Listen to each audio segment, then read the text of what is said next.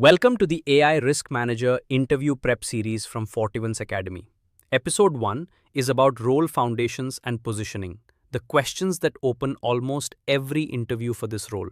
By the end, you'll be able to define what the role owns and where it stops, explain why financial services firms are creating it right now, sketch a credible first 90 days, deliver a tell me about yourself that proves you belong, and handle a senior stakeholder who thinks governance is the enemy of speed. 5 questions, escalating from foundational to a real curveball. Let's get into it. Let's open episode 1. Read this one slowly. The bank has never had an AI risk manager before, and they're asking you to define the role on the spot. What they're really testing is 4 things. 1. Do you understand 3 lines of defense? That you are second line, independent challenge, not the builder. 2. Can you name what you own? The AI inventory, risk assessment, the control framework, escalation, without grabbing the data scientist's job. 3. Do you know where you stop so you don't become a bottleneck or a rubber stamp? 4. Can you say it in plain language a board member would understand? The trap is answering like a model developer. Here's the model answer. I sit in the second line of defense, independent of the teams that build and run the models. I own the AI inventory, the risk tiering methodology, the control standards every model is held to, and the escalation path when those controls are breached. What I deliberately don't own is building or tuning models, and I don't validate my own work. Independent validation and internal audit stays separate from me on purpose. Ultimately, my job is to give leadership a defensible answer to one question. Can we trust this model enough to make this decision with it? So to lock in question 1, avoid the traps on the left. They're what quietly sink candidates. And hit the 4 points on the right, and you've given a confident, defensible answer. Next up, question 2. Question 2. A skeptical board member thinks you're a duplicate hire. What's really being tested? Can you respect the existing functions while showing the genuine gap? The strongest answer names the SR26-2 reality, the April 2026 guidance that replaced SR11-7 explicitly carves generative and agentic AI out of scope. So traditional model risk management covers your statistical credit and fraud models, but there's now a defined gap around GenAI and agentic systems, plus risks like bias, drift, and explainability that compliance isn't built to assess. You connect the dots. Existing teams are necessary but not sufficient. Avoid trashing MRM or compliance that signals you don't understand the operating model you're joining. I'd say model risk management and compliance are doing real, necessary work. I'm not here to replace them. SR26-2, the guidance that superseded SR11-7 in April 2026, deliberately keeps generative and agentic AI outside traditional model risk scope. That creates a defined gap. On top of that, AI-specific failure modes, bias, drift, explainability, the autonomy of agentic systems, fall between the existing desks. So the existing teams are necessary but not sufficient. The real question for the board isn't whether these risks exist. It's whether the bank wants someone owning them deliberately before a regulator or a headline does it for us. So to lock in question 2, avoid the traps on the left. They're what quietly sink candidates. And hit the 4 points on the right, and you've given a confident, defensible answer. Next up, question 3. Question 3 steps up in difficulty. A greenfield program, total ambiguity. What's tested?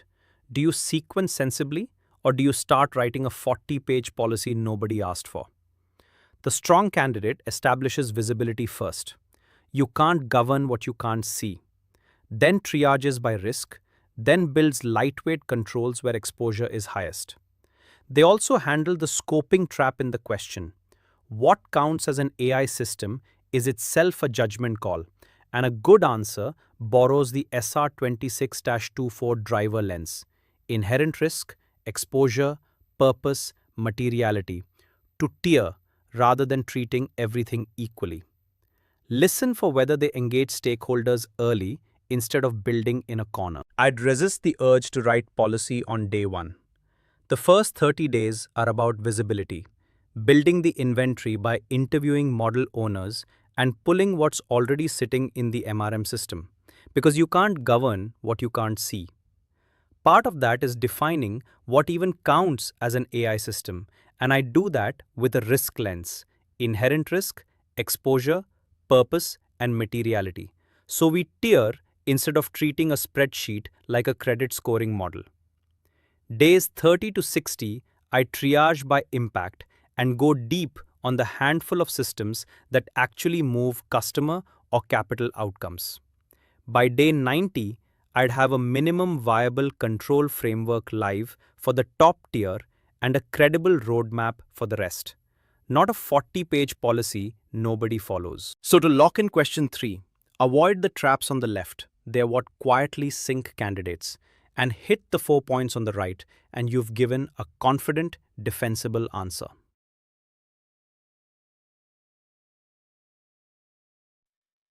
Next up, question 4. Question 4 is the classic "tell me about yourself," reframed so a memorized monologue won't land. What's tested? Can the candidate build a narrative that proves dual fluency?